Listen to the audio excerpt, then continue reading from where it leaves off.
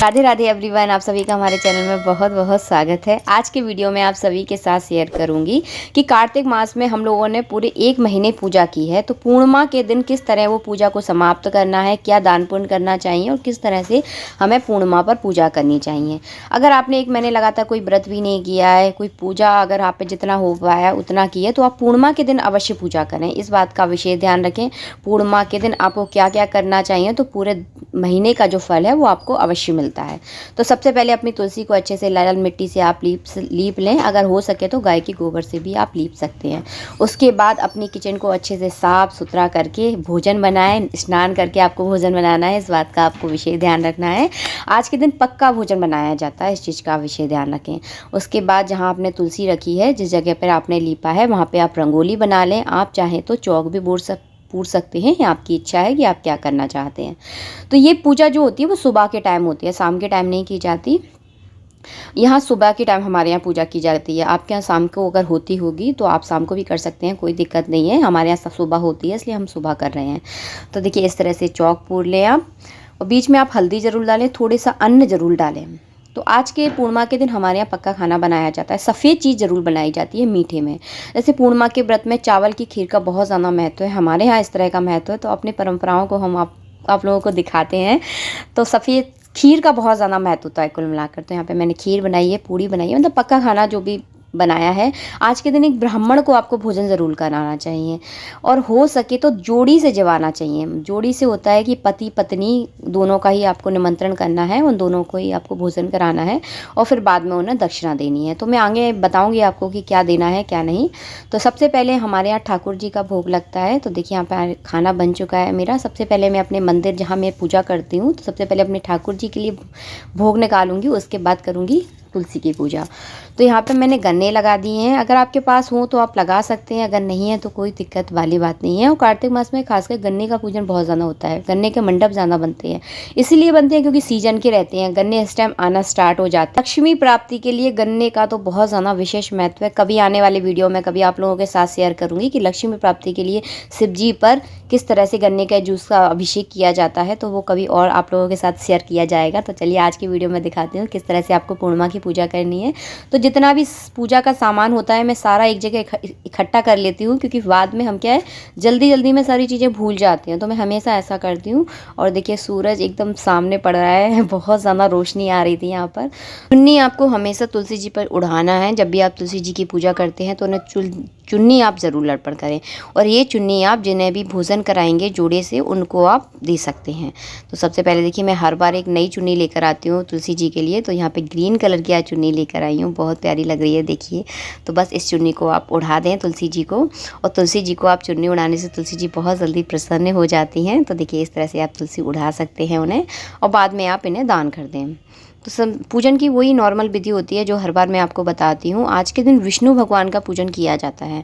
शिव जी का भी आप पूजन कर सकते हैं, यहाँ पे कान्हा जी का पूजन कर सकते हैं। तो मैं यहाँ पे विष्णु भगवान का पूजन कर रही हूँ, क्योंकि कार्तिक मास में जो मैन होते हैं, मतलब तुलसी और विष्णु भगवान का पूजन बहुत ज़्यादा मैन माना जाता है। शालिग्राम जी का भी पूजन बहुत ज़्यादा किया जाता है। तो आप इनमें से कोई भी एक मूर्ति, भगवान तो सारे एक ही हैं, रूप अलग अलग हैं, तो आप इनका पूजन आप कर सकते हैं। तो यहाँ पर देखिए वही स्नान कराऊँगी, हल्दी कुमकुम लगाऊँगी, तिल लगाना है, चावल आपको नहीं लगाना है। कार्तिक मास में तिल का बहुत ज़्यादा महत्व होता है, इस चीज़ का विशेष ध्यान रखें। पूजन का डिटेल वीडियो मेरे बहुत सारे हैं, आप उन पर जाकर देख सकते हैं। पूजन की सेम विधि है, इसलिए मैं बहुत ज़्यादा शेयर यहाँ पे नहीं करूँगी, क्योंकि वही सारी बार बार विधि शेयर करो तो वीडियो बहुत ज़्यादा लंबा हो जाता है। यहाँ पे ज़रूरी चीज़ें मैं आपको यहाँ पर शेयर करूँगी। सुहाग का सामान आप ज़रूर चढ़ाएं, इस चीज़ का विशेष ध्यान रखें। पूर्णिमा के दिन आपको सुहाग दान करना ही करना है, ताकि आपका सुहाग हमेशा अमर रहे, इस चीज़ का विशेष ध्यान रखेंगे। हो सके तो आप बिच्छुओं का। इसके बाद रखूंगी मैं हल्दी और महावर से हमारे यहाँ तुलसी के गमले पर टिपकियाँ रखी जाती हैं। ये टिपकियाँ जो होती है ना, बिंदिया, इनको बिंदिया भी बोलते हैं, टिपकियाँ भी बोलती हैं। तो ये बिंदी टिपकी होती हैं जो हमारी कुल देवी के नाम के रखी जाती है। इसके बाद क्या, टिपकियाँ लगाने के बाद हम अपने भी पैरों में हल्दी महावर लगा सकते हैं। तो ये हमारे घर की परंपराएं, हमारे यहाँ परिवार में और हमारे यहाँ इसी तरह से किया जाता है, इसलिए हम लोग करते हैं। अगर आपके यहाँ है परंपराएं तो आप भी इसे कर सकते हैं। इसके बाद लगाएंगे हम भोग। ठाकुर जी का भोग मैंने पहले ही लगा दिया। इसके बाद तुलसी जी का हम भोग लगाएंगे। परिक्रमा हमारे यहाँ जरूर की जाती है, कम से कम आज के दिन आपको 11 परिक्रमा तो आपको करनी ही करनी चाहिए। अगर आप ज़्यादा लगा सकते हैं तो आपकी ये स्वेच्छा है, लेकिन 11 आपको कम से कम लगानी चाहिए। और यहाँ पे थोड़ी सी जगह कम पड़ रही है तो थोड़ी सी दिक्कत हो रही है लगाने में, क्योंकि स्पेस थोड़ा सा यहाँ पे कम था, इस वजह से प्रॉब्लम हो रही थी। और गन्ने भी लगे हुए थे तो थोड़ी सी दिक्कत हो रही थी। तो आपको परिक्रमा ज़रूर करनी है। हो सके तो थोड़ा सुबह के टाइम आप पूजा कर लें, क्योंकि घर के काम करते करते हम लेट तो हो ही जाते हैं, लेकिन 10 से 11 बजे के बीच में आपको ये पूजा करनी चाहिए। हमारे यहाँ इसी तरह का नियम है कि 10 से 11 बजे के टाइम पे हम पूजा कर लेते हैं। फिर उसके बाद किसी भी ब्राह्मण को हम भोजन करा देते हैं, क्योंकि 11 से 12 के बीच में क्या भोजन का टाइम हो जाता है। तो इस समय किसी भी ब्राह्मण को आपको भोजन ज़रूर कराना चाहिए, ये रहता है। तो यहाँ पे मैं 11 परिक्रमा कर लूँगी। और परिक्रमा के बाद मैं अपने पैरों में महावर लगाऊंगी, क्योंकि मैंने यहाँ पर महावर भी चढ़ा दिया है। और यहाँ पर हवन भी करना है आपको। तो हवन का भी पूर्णिमा के दिन बहुत ज़्यादा महत्व है। तो आपको 11, 21 आहुतियाँ जितनी आप दे सके साकल्य से। बहुत लोग मुझसे पूछते हैं साकल्य क्या होता है। साकल्य होता है हवन सामग्री को साकल्य बोलते हैं। तो आपको आसानी से मार्केट में मिल जाएगा साकल्य। तो देखिए इस तरह से यहाँ पर देखिए हवन कुंड भी मैंने आहुतियाँ इसमें दे दी हैं। आहुतियों के बाद इसमें मीठे का भोग ज़रूर लगाएं, सब्जी का भोग नहीं लगाया जाता हमारे यहाँ पे। तो पूड़ी और खीर से मैं यहाँ पर 5 बार इस तरह से देखिए तोड़ कर चढ़ा रही हूँ। काफ़ी लोगों ने मुझसे पूछा था कि किस तरह चढ़ाया जाता है। तो देखिए इस तरह से चढ़ाया जाता है। तो प्रॉपर मैंने आज आपको दिखा दिया है। तो इस तरह छोटे छोटे निवाले आपको लेने हैं, बड़े बड़े नहीं लेने। बड़े बड़े लेंगे तो आपकी अग्नि थोड़ी सी बुझ सकती है। तो छोटे छोटे से निवाले आप 5 बार इस तरह से चढ़ाएं। अग्नि के द्वारा क्या हम अपने सभी देवी देवताओं को जो भी भोग लगाते हैं वो अर्पण कर लेते हैं। तो इसीलिए अग्नि के द्वारा भोग लगाया जाता है। इस बार 3 बार आपको आचमन जरूर कराना है। 3 बार आपको आचमन कराना है। मैं यहाँ पे थोड़ा सा कट हो जाता है वीडियो, इसलिए पूरा नहीं देख पाता। आप 3 बार आचमन करवाएंगे, इस चीज़ का विशेष ध्यान रखें। उसके बाद हाथ जोड़कर आप प्रार्थना करें तुलसी मैया से कि वो अपनी कृपा हमारे ऊपर हमेशा बना के रखें।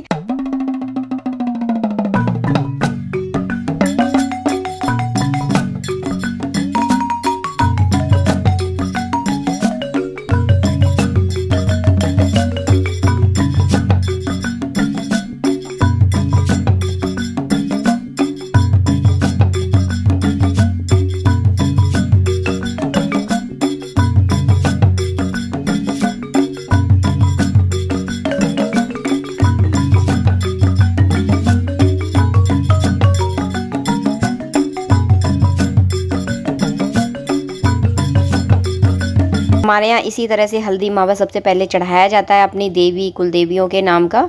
उसके बाद हम हल्दी और महावर अपने लगाते हैं।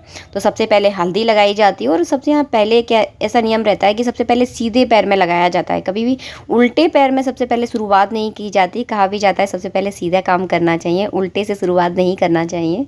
तो सबसे पहले मैंने यहाँ पे सीधे पैर में महावर लगाया, उसके बाद लगाऊंगी मैं दूसरे पैर में। इसी तरह आप किसी को भी लगाएं महावर, सबसे पहले आप सीधे पैर में लगाएं, कभी भी उल्टे पैर का यूज़ ना करें। तो इस तरह से लगाया जाता है। सबसे पहले हल्दी लगाई जाती है, हल्दी के बाद फिर महावर लगाया जाता है।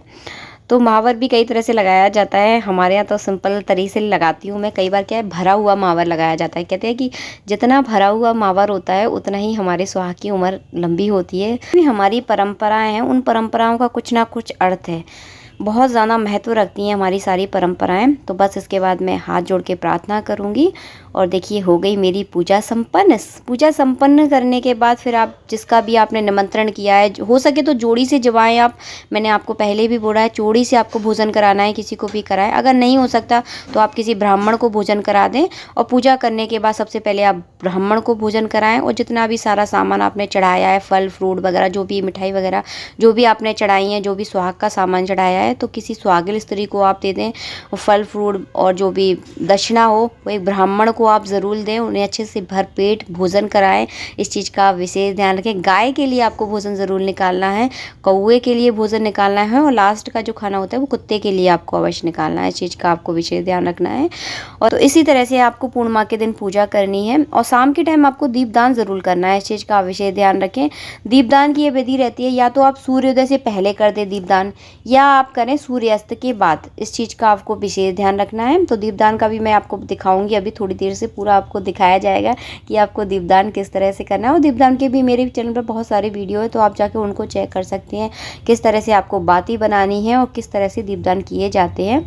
तो देखिए इस तरह से मैंने पहले भी आप लोगों को शेयर किया है कि 11-11 की एक बाती है। देखिए इसमें बाती बनाकर अगर आप दीपदान करते हैं तो आपके बहुत सारे कम दियों में बहुत सारे दीपों का आपका दान हो जाता है, क्योंकि बहुत सारी बाती अब जब इकट्ठे आप प्रज्वलित करते हैं तो बहुत सारे दीप आपके दान हो जाते हैं। तो मैं इसी तरह से करती हूँ। देखिए जितने आप पर हो जाएं उतने आप दीप दान करें, और दीपक से दीपक आप कभी ना जलाएं। इस चीज़ का आप विशेष ध्यान रखें। ये तो दीपदान कर रहे हैं हम, कोई भी दीपक आप जलाएं, कभी दीपक से दीपक आपको नहीं जलाना है, अलग से आपको जलाना है। तो इस तरह देखिए संध्या के समय जब सूर्यास्त हो जाए उस समय आपको इस तरह से दीपों का दान करना है। जिस तरह हो जाए, जितना आप पर हो जाए, जितना आपके गृहस्थ जीवन में आप पर बन जाए उतना आपको करना है। हो सके तो 108 दीपकों का दान कहा जाता है। अब जितना आप पर हो जाए उतना आप कर सकते हैं। देखिए, और दीपों को दान करने से और कार्तिक मास में पूजा करने से मन में बहुत संतुष्टि मिलती है। ये नहीं है कि हर बार हम भगवान से कुछ मांगने के लिए पूजा करते हैं, तो ऐसा बिल्कुल भी नहीं है। हर बार भगवान से हमको मांगने के लिए पूजा नहीं करनी चाहिए, अपने मन की शांति के लिए हमें पूजा करनी चाहिए। आई होप आपको वीडियो अच्छा लगा है। अगर आपको हमारा वीडियो अच्छा लगता है तो वीडियो को आप लाइक ज़रूर करें, और चैनल पर अगर पहली बार आए हैं तो हमारे चैनल को आप सब्सक्राइब ज़रूर करें। इसी तरह की महत्वपूर्ण जानकारियाँ हम आपको अपने वीडियोस में देते रहते हैं, और दीपदान करने से सच में मन को बहुत ज़्यादा संतुष्टि मिलती है। और आप देख ही रहे हो वीडियो में कितना प्यारा लग रहा है। दीपों को प्रज्वलित देखकर बहुत ज़्यादा मन में शांति मिलती है। हमारी ज़िंदगी में भी इसी तरह उजाला फैलता रहे और हमारी ज़िंदगी ना खुशियों से झूम उठे। मिलते हैं आप सबसे नेक्स्ट वीडियो में, जब तक के लिए राधे राधे।